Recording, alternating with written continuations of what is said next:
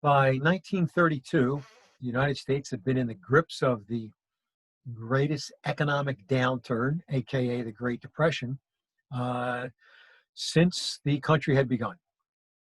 There was no end in sight. People were uh, typically expressing the feelings involved in that word, depression. The government seemed incapable of doing anything to stop the flow of this uh, economic malaise. The world was suffering along with the United States. Everybody was in its grips, and there did not look like there was any answer to it. The 1932 presidential election comes about, and running for the Democrats is a man who eventually will solve two of the greatest problems ever to face this country. And they, of course, are the Great Depression, and then again, followed up on its heels with World War II. One is directly related to the other, and we'll discuss that later. But now you've got a man who, if he ran today, despite his acknowledged greatness, his popularity, uh, his confidence, would not stand a chance because he was a man who overcame a physical difficulty that people today, for all of our liberal notions, would not secretly accept as the person who inhabits the White House. The man we're talking about, whose voice enthralled millions and who brimmed with confidence, of course, was the only man elected to the presidency 4 consecutive times. We're talking about Franklin Delano Roosevelt, FDR.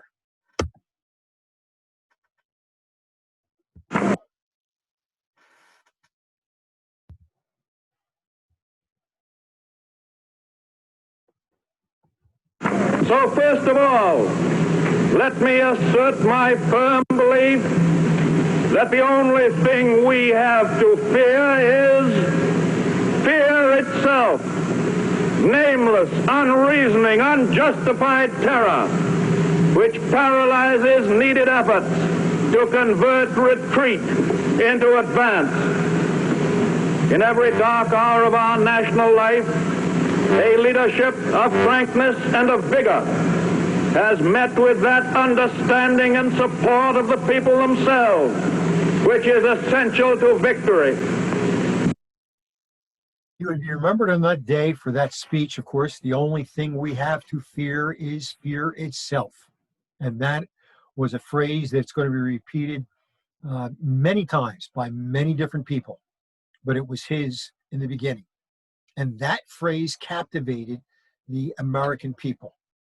Finally, somebody who had his finger on the pulse of America and seemed to understand the origins of the Depression. He also does something else that evening which catches America's fancy. That night, when he goes to bed after having been inaugurated, now normally we know that presidents attend a myriad of inaugural balls, dancing one dance with the First Lady at each one of them. And then at the end of, for example, Trump attended 18 different inaugural balls on the first inauguration, or the first day of his inauguration. Well, FDR went to none. Instead, he went directly to bed, but ordered all of the floodlights that were on the White House turned off. But he wanted one solitary light left on in the front bedroom of the White House, so that when reporters and people were staggering home from the late running parties that evening, as they went down Pennsylvania Avenue, they would see one lone light on, possibly in the president's bedroom. The next day, the headlines read, "Roosevelt forgoes inauguration parties, burns the midnight oil," dealing with the Depression. The stock market jumped immeasurably because one 60-watt light bulb was left on that evening. So, who was this man? How did he get to a position in which he was able to encourage and promote the stick-to-itiveness of the American people in the light of uh, economic disaster? Let's take a look at FDR, the pragmatist. Think about some of the presidents we've talked about in the past. You had Teddy Roosevelt, a man of action. Act first, look later. You had Woodrow Wilson. Wilson, of course, being the idealist, the man who believed that he was touched by God. And now you've got a pragmatist. He is a man not married to any one political philosophy or economic form of action. His idea was, hey, you take it, you throw it up against the wall and see if it sticks. And if it doesn't, well, then you try something else. Baby FDR was an only child, born to Sarah and Joseph Roosevelt. Dad is never much evidenced in the picture. He is the one, of course, that provides the wealth that FDR is born into. But it is Sarah, Mumsy, as FDR would oftentimes refer to her as, who exerted the greatest amount of influence. And it was Mumsy who kind of kept FDR to herself, if you will. They kept her to herself.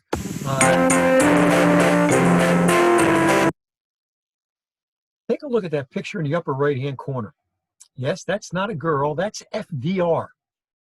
And Mumsy kept her in curls and long hair up until he was 12 years of age, at which time he left home and was sent to Galton Academy, home of many past and future presidents. But prior to that, he had tutors, and it was those tutors that would educate Roosevelt under the watchful eye of Mumsy. You see, she always had two tutors there. One who instructed Roosevelt, and the other, if you will, was in the bullpen. So that if she didn't like what the one was doing, she'd fire him on the spot and bring in the next one. That was the amount of control that she had over Roosevelt's life. And Roosevelt did worship her, even though at times he realized the amount of control that she had. Now, Roosevelt, by the time he's 17 or 18, he is a sophomore at Harvard. Graduating from Harvard, he is considered to be one of the most eligible bachelors in all of the United States. And girls flocked to him. FDR, again, under the influence of Mumsy, it's not exactly that he dated quite a bit, because Mumsy had a great deal to say about who he dated. Eventually, and ironically, he falls under the influence of his fourth cousin, Eleanor Roosevelt. At least the initials on the towels will remain the same. Eleanor is everything that Franklin is not. She is orphaned. Her mother died in her early childhood. Her father, who she worshipped, was killed in a drunk driving incident. Now, not driving a car, he was drunk while riding his horse and got decapitated by a tree branch. We'll leave that one alone. So Eleanor would be raised by a couple of aunts, something right out of Cinderella. And when she goes away to Europe to finishing school, and if you saw Eleanor, there was a great deal to be finished, comes back and has a coming out party, if you will. FDR becomes captivated with her. And again, she's everything that he's not. She is not attractive. She is not a Harvard graduate, but she has a compassion for those who are less fortunate, a compassion that he does not share at that time. And he was fascinated by it. Eventually, the two of them would be married, and for their honeymoon, off they would go to Europe to roam the various sights and sounds of England and then France. Franklin would take his wife and his secretary with him. Now, oftentimes while the wife would stay back in England, Roosevelt and the secretary would go and tour, if you will. Well, shortly thereafter, Roosevelt decides, well, it's time to do something with my life, and what shall it be? And he gets involved in something that, for his class, was considered to be a step down. He gets involved in politics, and his mentor is going to be this man right here, Louis Howe. Howe is a short curmudgeon of a man who knew all the ins and outs and all the dirty parts of politics. But the one thing he knew was that Franklin would go nowhere unless Eleanor got deeply involved. And that's not something originally she wanted to do. The two of them, Louis and Eleanor, start out butting heads. Eventually, they will become the absolute best of friends. And when Louis is dying of cancer, it is Eleanor that is his constant companion and nurse. Well, Franklin gets involved in politics. He gets elected to the State House. He falls under the influence of a lot of different people, one of which becomes Eleanor's social secretary, a woman by the name of Lucy Mercer. Lucy Mercer is everything that Eleanor is not. Well-educated, quite beautiful, and socially acceptable, if you will. And oftentimes when Eleanor would take their children, they would have 5 children up to their island that they owned off the coast of Canada, Campobello. It would be Eleanor's social secretary, Lucy, that would stay behind with Franklin. I think you get the picture. Well, eventually Eleanor finds out. She is ready to divorce Franklin. In steps Mumsy, who manages to work out a truce because she knows, as Louis has told her, that no divorced person has ever been elected president of the United States. So even then, in the mid-1920s, the presidency was in their sights. It is shortly thereafter that Franklin is going to run into problems. And that particular problem is a problem that we're having right now with the screen.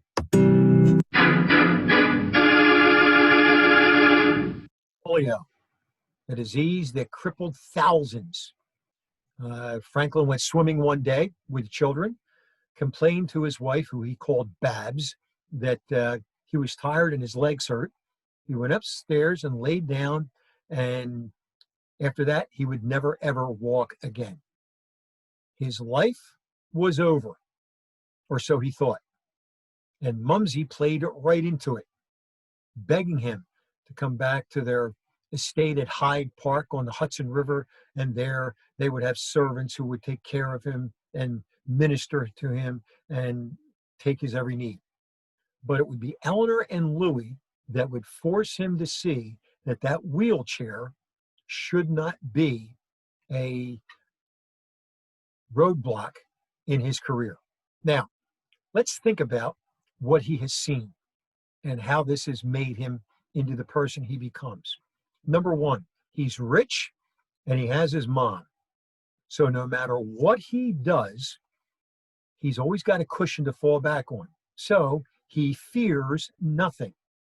Secondly, he has Eleanor, who gives him a social compassion, who gives him a feeling for what it's like not to be him and the problems of others.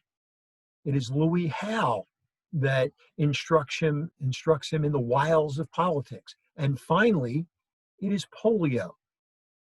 Polio is important in building his personality because, as he would later say, when you spend 6 months in bed just trying to wiggle your big toe, I've learned patience. All of those things are going to come together to produce the man that is eventually going to catapult him into the White House, even though he is paralyzed from the waist down. It is something that the American public knew but didn't know. Back then, there was no CNN. There was no 24-hour news cycle. There was no TV. There were no intrusive eyes. And reporters had an unwritten agreement that nobody would mention his polio, and nobody would photograph him in some of the instances where he would have to be lifted and shuttled about like a baby. Watch how polio afflicted him. Roosevelt basically had no use of his legs. To make it appear to be walking, he had to sort of throw himself forward from the hips. And just to get to the podium, he had to pretend to walk, really, into the Capitol and then make his way down the long flight of stairs to the podium to take the oath on the arm of his son. And it was a terrific physical exertion, which had to look like something that was absolutely casual and easy. So he would grin and smile and nod to friends on either side of the aisle and keep moving. But actually, he was swinging his weight from step to step rather than really walking. It took extraordinary stamina just to stand there and deliver a speech. People who sat close to him could see white knuckles holding himself up on the podium. Roosevelt had 10 pounds of steel on each one of his legs. And that's how he managed to stand, always, though, with somebody by his side holding him up. And again, this was the patience that we talked about. The pool at Warm Springs was a great equalizer. There really was no other time in Roosevelt's life when he was shoulder to shoulder with other people doing things. Now, he was never anything but in charge. You can see that he's the center of attention, which is what he expected of the world and certainly got at Warm Springs. But he also is wrestling with other people and hurling kids into the water and having a wonderful, wonderful time. And I think he got a great deal out of that. Warm Springs, Georgia, was his summer retreat. And there, basking in the waters of the various natural springs, it was thought that maybe that would bring him back. Now, it did strengthen him somewhat, but again, he was never going to be able to walk again.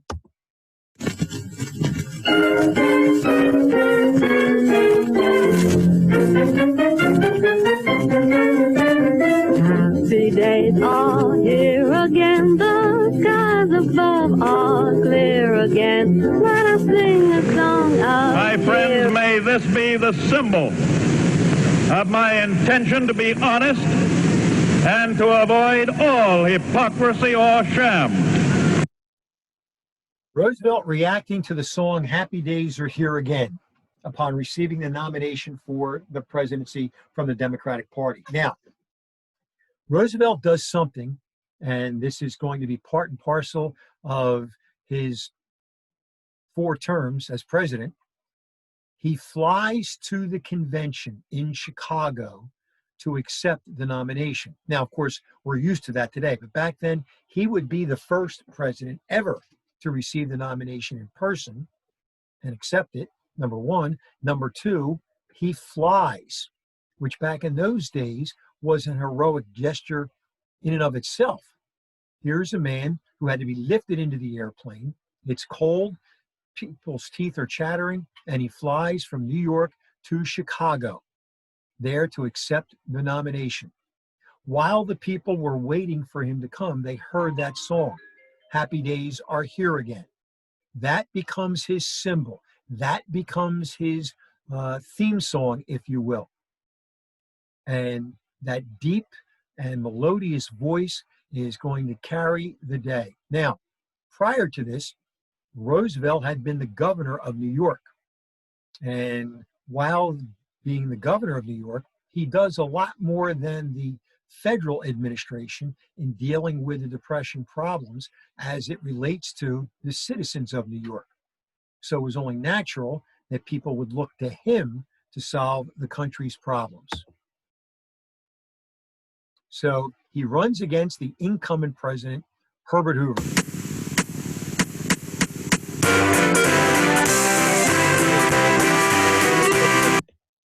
Take a look at the map. That's called a landslide.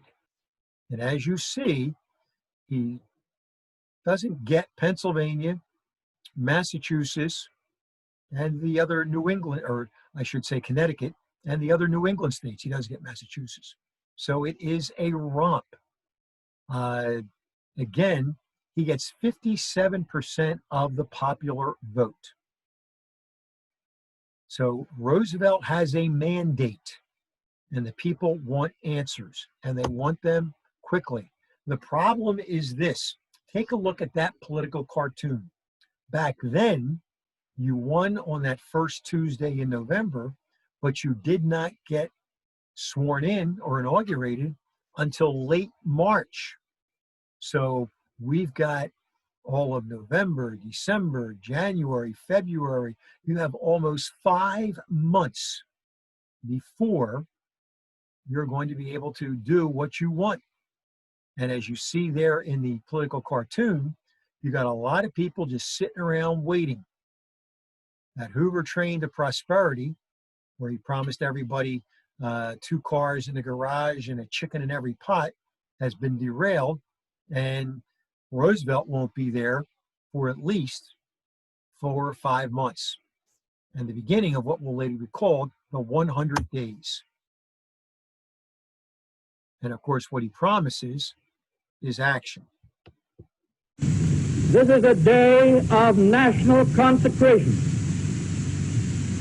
And I am certain that on this day, my fellow Americans expect that on my induction into the presidency, I will address them with a candor and a decision which the present situation of our people impels.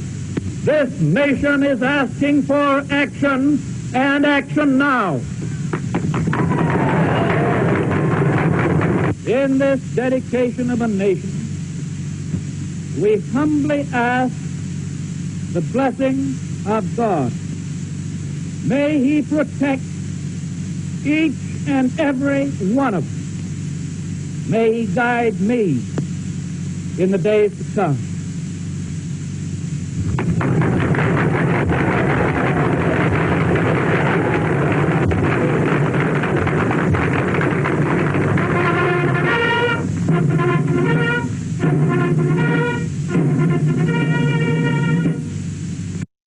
Action and action now.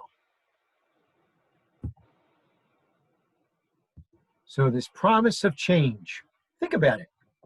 We just had a president come in and say he was going to drain the swamp. Well, essentially, Roosevelt's saying the same thing. He's going to reorganize the federal government. And there you see in that political cartoon, Congress gladly handing the broom in order to sweep out the old and bring in the new.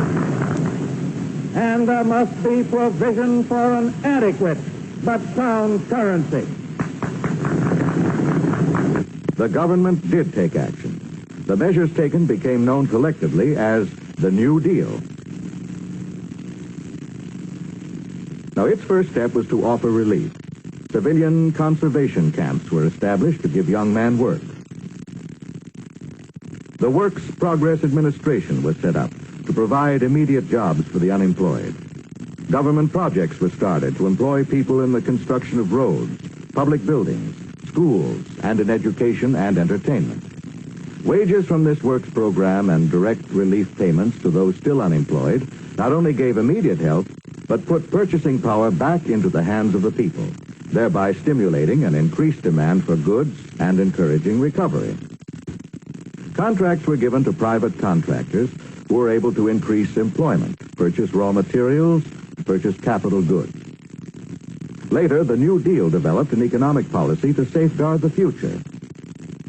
The stock market was put under the regulation of the Security and Exchange Commission. Corporate businesses had to make public statements so that their stocks might be more realistically estimated. To curb stock speculation, the governors of the Federal Reserve System can determine the margin requirement. Also, only sound banks were allowed to reopen. All savings deposits had to be insured by the bank with the Federal Deposit Insurance Corporation. From now on, rates of interest were controlled. and stock purchasers had to put up most of the purchase price. The Farm Credit Administration made available to farmers loans at low interest. Legislation was passed to help the farmer by temporarily suspending his liability for mortgage payments. The most important of the farm measures was the Agricultural Adjustment Act, which reduced the surplus of farm produce and guaranteed minimum prices for the farmer. The government also introduced Social Security, an insurance system to provide old age pensions to those over 65, a part of the population which in the past had very little purchasing power. Another part of the Social Security program provided a radically new kind of insurance, an unemployment insurance which cushions the economic stress caused by widespread unemployment. America knew now that she was not alone in the world market. The government encouraged international trade and endeavored to lower tariffs, that is, import taxes, by mutual agreement. Profiting from the experiences of the Depression, Congress passed the famous Employment Act of 1946, which established a council of 3 economic advisors to the President. The aim of this law was to develop and recommend to the President national economic policies to avoid economic fluctuations or to diminish the effects thereof, and to maintain employment, production, and purchasing power. So, Roosevelt and his New Deal. Now, where did that phrase come from? Well, when he was giving his acceptance speech at the Chicago Convention, he says, I pledge myself to a New Deal for the American people. Newspapers jumped on that, and that became, quite accidentally, the title of his program. Now, what did this program involve? He had no idea. He had a lot of people giving him ideas, but those people obviously were members of his cabinet, but he also had something, as you see there on the left-hand side of the screen, called his brain trust. These were people that he brought in to become his unofficial advisors. They were not subjected to any approval by Congress, and they were people that could speak freely to Roosevelt, and they didn't necessarily tell him what he wanted to hear, but what he needed to hear. And one of them was a man by the name of James Farley, the mayor of Atlantic City. You have Farley Plaza if you're going down the shore, taking the north-south freeway and 42. Anyway, his brain trust. That's going to be followed what becomes known as the 100 days. And since then, every administration has been judged by its first 100 days. It was a series of laws that rolled off the tongue. And eventually they became known as the alphabet soup because you had the NRA, the WPA, the AAA, the FDIC. Until finally, President Roosevelt was simply known as FDR. You have the current president claiming no American president has done as much as he has in 4 years. Roosevelt did more in his first 100 days than all previous presidents combined. But one of the things that seems to be a central factor in everything he did, if you just listen to that short film clip you saw, was something called pump priming the pump. When you have a pump, for example, for your swimming pool, or if your car runs out of gas, you just can't start it up. You have to put some water in the pump in the pool, or put some gas in the carburetor in the car to get it started. That's priming the pump. Well, in this case, it was an economic pump. And what do? You prime it with money. The government throughout the Depression always had money. They just didn't spend it. Roosevelt spent it in an effort to prime the pump. And as you saw, he had different acts under his 100 days, which were designed to give people money in their pockets so that they in turn could spend. They in turn spend. That just starts the whole thing going again. The first 4 years of his presidency would be divided into two-year segments. The first is called the First New Deal. You can see the list of things there. One of the things that's rather ironic is the Emergency Banking Act and the 1933 Banking Act. What he did was he closed all of the banks. in the country. They would first have to be examined by federal regulators. And then if they were deemed healthy, they were allowed to open. Now, stop and think about it. In a short period of time, were they going to be able to examine all the books of all the banks? No. But Roosevelt realized that people needed confidence. The only thing we fear is, et cetera, et cetera. So in reopening the banks, that encouraged people to put their money back in the banks, which meant the banks could then loan money out, which meant jobs could be found, et cetera, et cetera. It becomes a series of dominoes. The first New Deal, obviously, followed by the second New Deal, which was even more radical in some people's eyes. Roosevelt was called, my God, a socialist. That seems to be a word that's flown around quite a bit lately, and it's always been in the negative. A socialist, or even worse, a liberal. Think about some of the commercials that you've heard on TV during this election. She's too liberal for South Jersey. Him and his socialist friends. Well, without those social liberal policies, you would have no Social Security Act. You would have no Works Progress Administration. You would have no, and the list just goes on and on and on.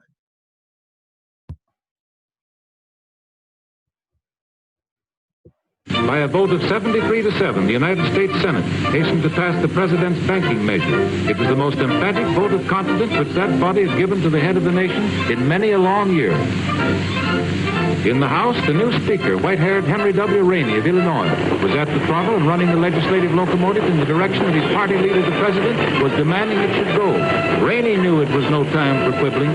Straight through, he drove the Roosevelt's measures. Intense interest was shown in the House as the clerk read the President's great economy bill, which planned the saving of $500 million. So, again, let's go back to that pragmatic idea. We'll throw it all up against the wall. By a vote of see what sticks. Born in Lithuania, Ben Shahn immigrated to the United States in 1906. During the Depression, he enlisted in one of Roosevelt's New Deal programs for the arts. The program provided funds for the production of public murals. The Resettlement Administration built the town of Jersey homesteads depicted in this fresco to house Jewish garment workers from New York City. Roosevelt left no stone unturned. Every portion of the American economy and the American people were targeted. As you just heard there, Ben Shahn, an artist. Any of you go into 30th Street Station in Philadelphia to take a train, look up at the ceiling. And those beautiful works of art on that ceiling were all painted during the Depression under the Works Progress Administration. Actors were hired to perform Shakespearean plays in far-off rural counties, again, putting the actors back to work. So it was one segment of the population after the other. Now, take a look.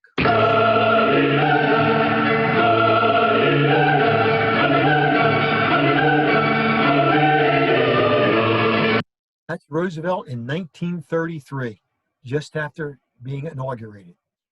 This is Roosevelt 12 years later.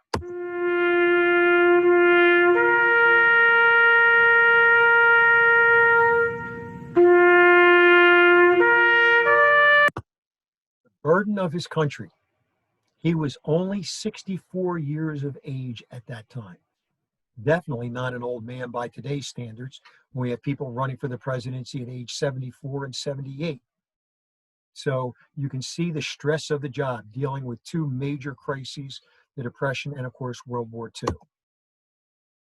This becomes the mantra of Roosevelt's New Deal. The 3 R's, not reading, writing, and arithmetic, but relief, to aid the people immediately, to get them going.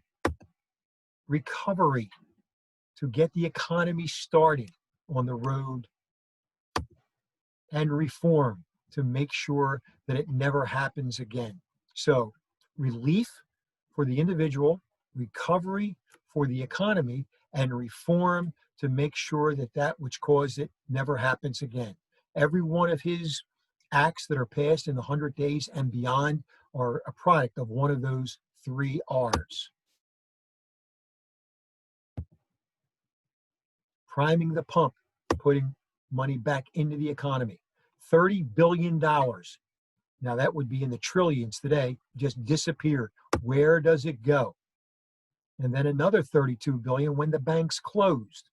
So let's put the money back into the economy and get it started. These relief agencies that you see, the CCC, CWA, et cetera, all right, were all designed at priming the pump. Let's take a look at this alphabet soup.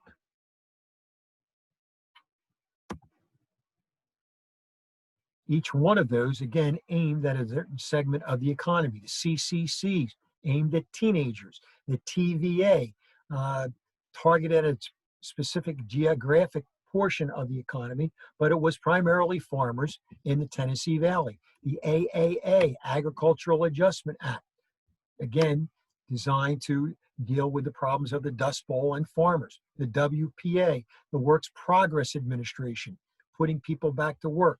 The SEC, still in existence today. The Security and Exchange Commission, riding herd on the stock market. And the Federal Emergency Relief Act, the FDR, again, designed to put money into people's pockets right away. Now, the CCC, ostensibly, on its face, it was to conserve resources. It was an army of youth. My dad happened to be in the CCCs. He left New Jersey and was sent out as a young teenager out to Washington State to reforest, to plant trees, to fight forest fires. Again, they were clothed, they were housed, and they were fed, taking that burden away from their parents who might not be able to do those things. And they were paid. But when they were paid, the checks were sent home to the parents. So those parents then had the money to spend. Again, we're priming the pump. There were CCCs all over the country. The PWA, Public Works.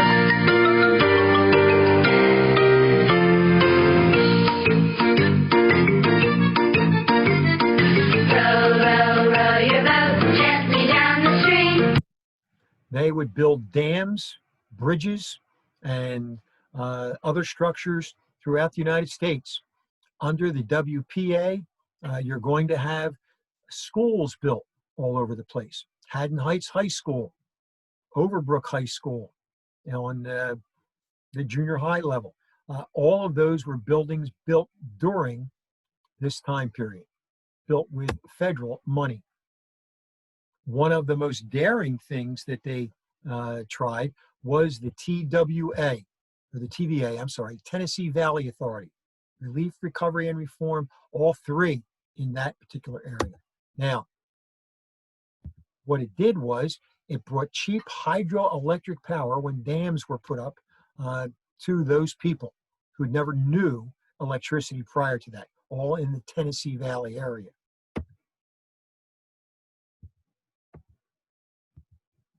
Yeah, we're going the wrong way.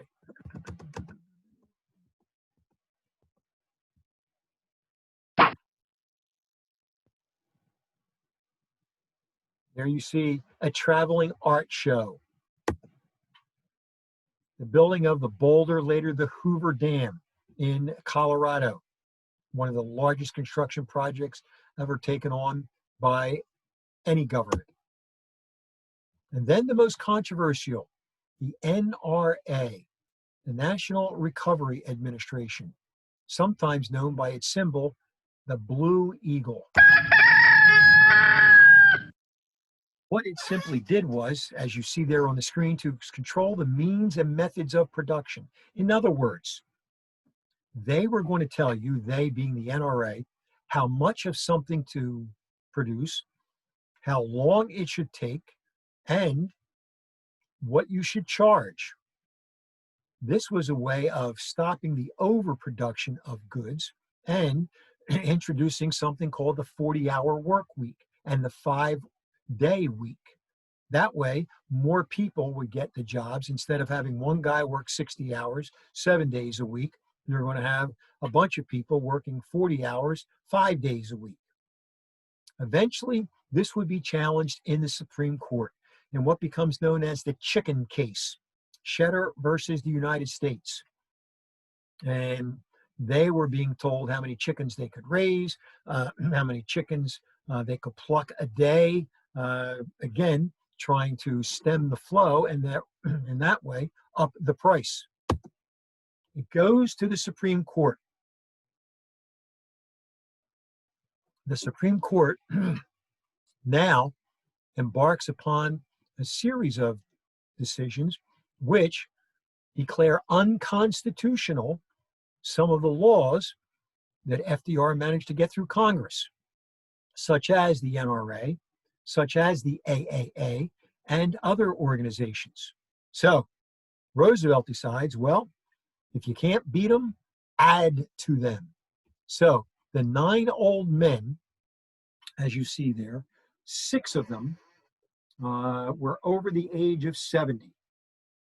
So what he was going to do was add a law saying for every man over the age of 70, we get to add 1 judge, making the 9 old men the 15. And then obviously beholding to Roosevelt. Everybody else falling in behind him, but not the Supreme Court. This is the fear with Trump's scheme with the court, that now it has been not packed in terms of numbers, but it's been packed with Trump people who are there for their entire life. And there's a lot of people that feel that that's not quite fair, but that's a discussion for another time. Eventually, Roosevelt, with the court packing scheme, is going to withdraw from that because the American people say no, they don't want their Constitution changed. The SEC, Security and Exchange Commission. Now, many of the things that the stock market did, which helped lead to this depression, were now going to be regulated.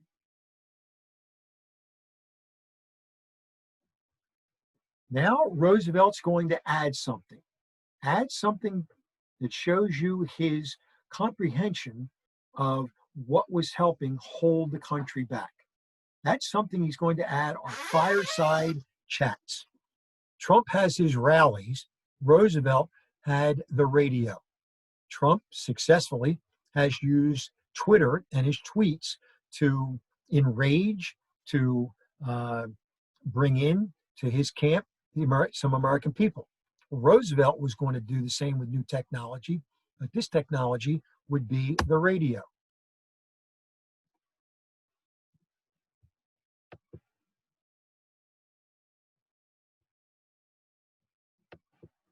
Maybe not.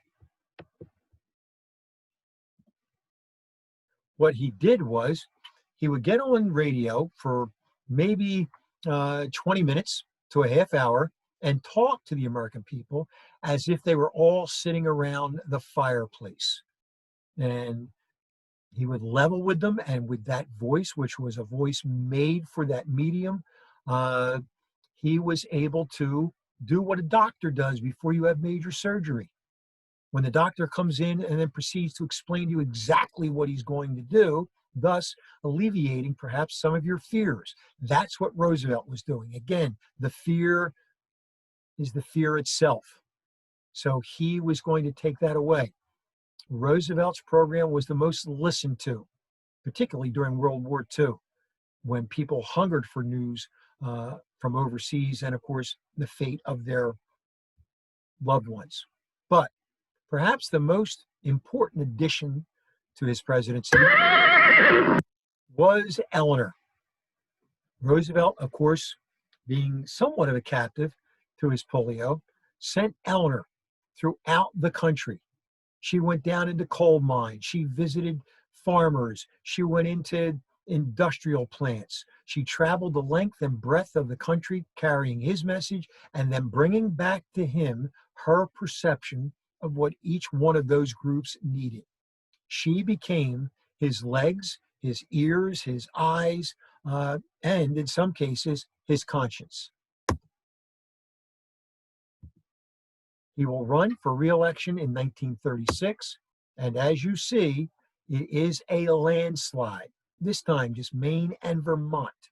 Every other state falls into his column. So, what happens this administration? You see everybody screaming for more, more, more. Roosevelt grows a bit more conservative during this time period. And there's a little backsliding in terms of what they had accomplished. But that they're going to do early on. Here at the Little White House in the Georgia woods, the liquor industry has just been placed under virtual control when the president signed the temporary liquor code brought down from Washington to him by Secretary of Agriculture H.A. Wallace.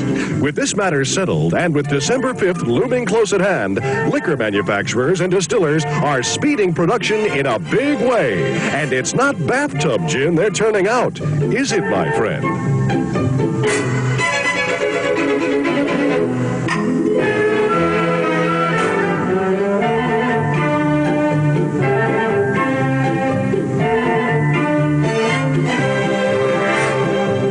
The parade of the wooden soldiers.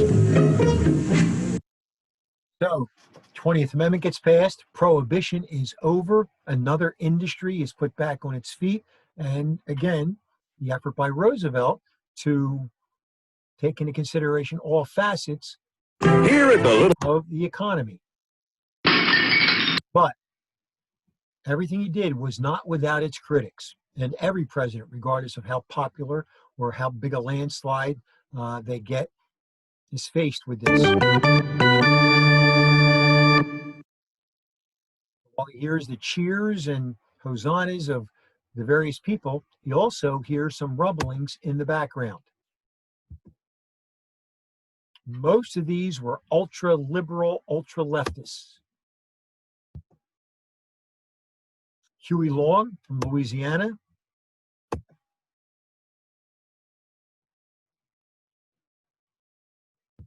the doctor from California, and the radio priest from New York.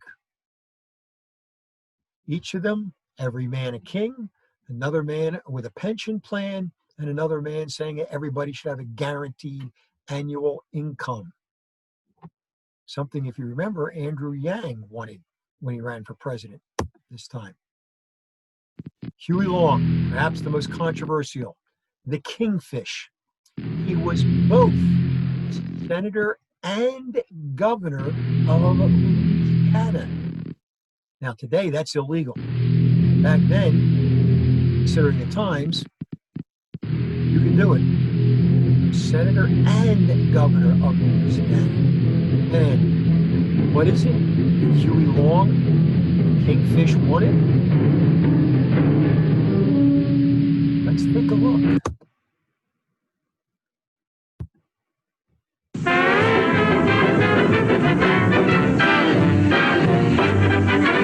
And now, the corporate element of this state that were cheek for Joe, hand in hand with them, who profited by it, who ransacked this state for the element of their allies, are being told what they can do and what they can't do, what they will pay, what they can't keep from paying for the welfare of the people of Louisiana, and we expect to have this state ruled by the people and not by the Lord and the interest of high finance. Every man a king, every girl a queen, or you can be a millionaire. But there's something belonging to others. There's enough for all people to share. When it's sunny June and December too, or in the winter time or spring, there'll be peace without end. Every neighbor a friend, with every man a king. Thank you. Thank you. Think you got a good bag. Every man a king. This man, who bordered on, it's like almost a Donald Trump really type of appeal, was the one man that really scared FDR. Now, what he wanted to do was his share our wealth program. He's going to tax the rich. Sound familiar? and provide a guaranteed income to everybody in the country of at least $5,000 a year, a considerable sum back then. And Roosevelt realized that this appealed to a lot of people. Eventually, however, he is going to be assassinated on the steps of the Louisiana State Capitol building by a disgruntled person who was not happy with the way that Long had treated his sister. The man would be shot by Long's personal guards over 100 times on the steps in Baton Rouge. Dr. Francis Townshend, he wanted to grant a pension to all senior citizens. And of course, that's eventually what we do. And then the radio priest. He was talking about social justice, and you can see the list up there, nationalizing the banks, back to the silver standard. But he was very anti-Semitic, supported Hitler in many respects. And finally, the Catholic Church stepped in and told him, shut up. But again, he would pack Madison Square Garden in New York with some of his rallies and would bring them out to the Midwest and Far West doing the same exact thing. So all of these people, among others, were constantly criticizing and pushing FDR. But as with all good politicians, you see the binder, How I Learned to Steal Ideas from Other People. Roosevelt comes up with stuff which tends to steal their thunder. His own welfare programs, Social Security, and of course Medicare, the Works Progress Administration, giving everybody a job. All of these things stole some of the thunder of that opposition on the left-hand side.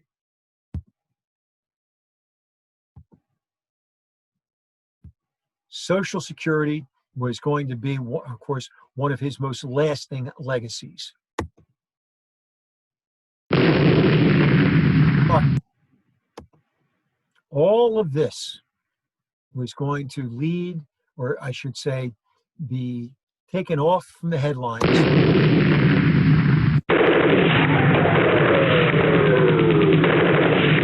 with the coming of war. Hitler, of course, is going to take office in Germany the same time that FDR takes office. But by 1936, the rumblings overseas made people realize that something was coming. One of the ironies is it wasn't the New Deal which ended the American Depression. It was World War II which ended the Depression.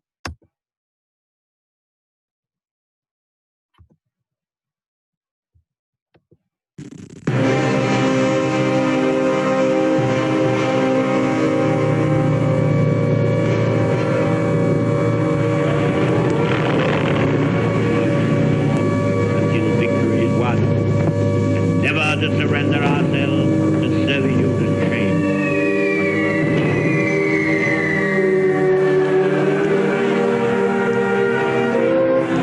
Soldiers, sailors, and airmen of the Allied Expeditionary Force, who are on the mark upon the Great Crusade.